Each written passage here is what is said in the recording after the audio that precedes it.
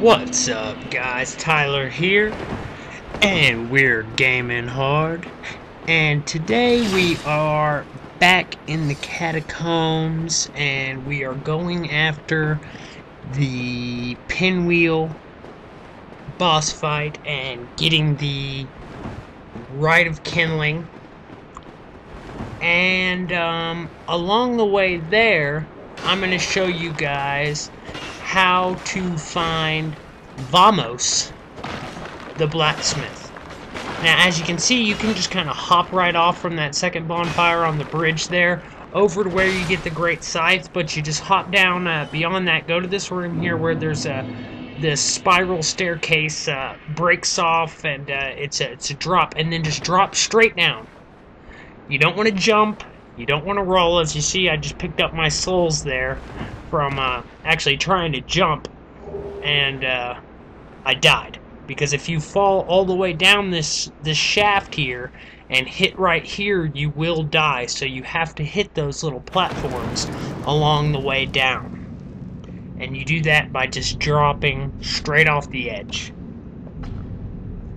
So here is Vamos, the blacksmith in the Catacombs. And he's probably he'll be the second or third blacksmith you'll likely come across in the game, because I think most people likely go to the Catacombs before going to Anne Orlando. Just, you know, to acquire the Rite of Kindling and to be able to kindle their bonfires beyond just 10 Estus flasks, so they can be a little bit more prepared. But, you know, he might be the last blacksmith you encounter. I can't say for sure. Everybody takes a different path. So, I'm here to smith, not to chit-chat. What Vamos can do for you is, as I just showed you there, he can modify your +5 weapons into fire weapons, and then later on you'll be getting the large flame ember, and he'll actually be able to reinforce those further until they're +10 fire weapons, which is the strongest weapon through fire reinforcement. And he can also do chaos weapons after you get the chaos flame ember in the demon rooms, which we might do a video on that as well.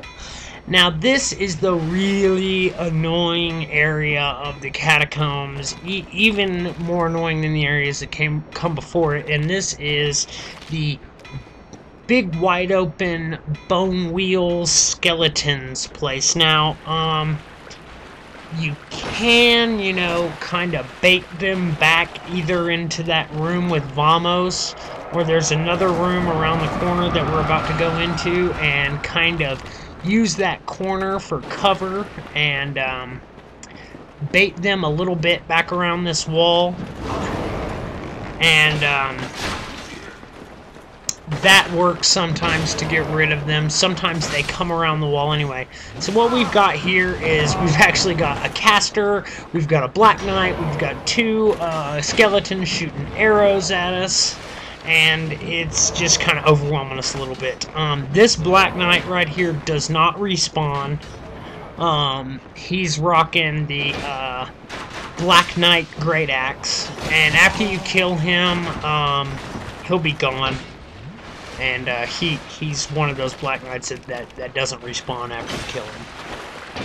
But if you're fighting all these enemies at once, the bone wheel skeletons, the black knight, and the exploding heads, that can be a real pain. Or if you come across the black knight back there in that room and you got the skeleton shooting arrows at you and the caster throwing fire, that can be a real pain also. The casters also don't respawn. After you kill the casters, they're gone for the rest of the game. So if you don't get lucky and pick up a skull lantern from them, then the Tomb of Giants can be a little tougher for you, and you're going to wind up either having to use the Castellite sorcery, or you're going to have to go down and get the Sunlight Maggot helm from the Demon Ruins, and to do that you're going to have to open up the shortcut by joining the Chaos Servant Covenant and ranking up to rank 2, which costs like 30 humanity. But you know, if you're lucky enough to get the Skull Lantern, you don't have to do all that, although it's beneficial to you to go ahead and open up the shortcut once at least anyway. I would really actually suggest that everybody do that on their first playthrough. Okay, so the reason I went back up there was just to kind of show you how to grab that soul item there. That is kind of the alternative way to come down here, other than going through Vamos's room. There is another room right to the right of the Titanite Demon, which will take you down into that area we just dropped down from. So there's more than one way to get down here. And there's actually a third way. You will notice there is an item up on a ledge as we pass to go down here to Pinwheel, where you can drop straight down from the ledge above. This was the weirdest thing here. That last Bone Wheel skeleton just seemed to really disappear on me. He went flying by, and I don't know if I hit him there or what, but I didn't want him to pop back out and surprise me. So I was kind of running back around looking for him and just making sure that I wasn't going to have an extra look. And then I get the souls right there. So that was weird. I don't know really what happened to that Bone Wheel skeleton. I don't know if I killed him with that whack and I just got the souls late. But that is the item I'm talking about, and if it's from a ledge above, usually somebody kind of marks where you drop off from with the orange soapstone. They'll write a message and say here or try jumping or something like that. And but if you just get up there and look down, pay attention, you'll figure out where to jump down from. There's actually 3 ways down here. So we've gone through the fog door, and we are about to drop down into kind of this tomb-like thing, and the cutscene will break your fall, so you won't really have to worry about taking any damage from that. And here is Pinwheel, the Necromancer. And he is widely considered to be one of the easiest area bosses of the game. I would say, along with the Moonlight Butterfly, I couldn't really say which one is easier.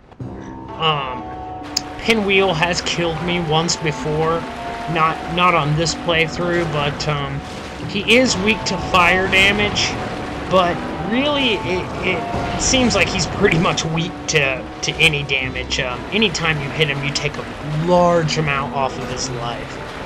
And his real, special ability is that he makes all of these clones of himself. And if you get kind of mixed up, if you take your eye off the ball there for a second, it can be tough to figure out which one is the real Pinwheel. It's much like, it reminds me of the Fool's Idol boss fight from Demon Souls. So, we've obviously figured out which one is the real one and taken him out. It's really a pretty easy boss fight. You shouldn't have any trouble. That's going to be the end of the video for today. And we've got more videos coming up. If you like these, like, comment, subscribe. You guys, as always, have a good one. And keep on gaming hard.